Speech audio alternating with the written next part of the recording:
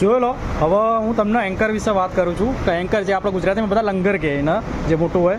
હા જુઓ આ રહ્યો એન્કર છે, આ દેખાય, આ ફેડરલ કુડોસ લખ્યું એની નીચે આયરો છે એન્કર.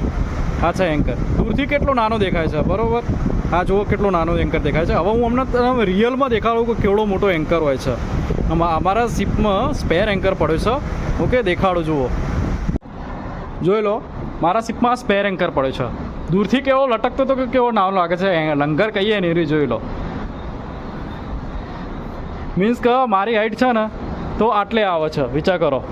5.2 છે મારી, 5.2 5.3 હવે એટલે ખબર નહીં એક્ઝેક્ટ, પણ છે તો પણ આટલે સુધી આવે છે. જુઓ નીચેથી જુઓ, એક આખો દૂરથી દેખાડું, અને આમ જુઓ કેટલો ઉપર સુધી કેટલો છે અને કેવડો મોટો એન્કર છે. આનું મીન્સ કે વજન હશે ને આઈ થિંક તો મિનિમમ કહેવાય છે 10 થી 12 ટનનું હશે એ રહ્યો. મેક્સિમમ તો ખબર નહીં, પણ મિનિમમ 10 થી 12 ટનનું હશે જ એ રહ્યો. જોઈ લો, ફૂલ લોખંડનું પ્યોર. જોઈ લો, હા કહીએ આપણે એન્કરના લંગર. અમારા જહાજમાં સ્પેર છે, બાકી કોઈ જહાજમાં હોય નહીં normally. Okay, thank you. Like કરો, શેર કરો, કોમેન્ટ કરો ને એકાઉન્ટનો ફોલો કરો.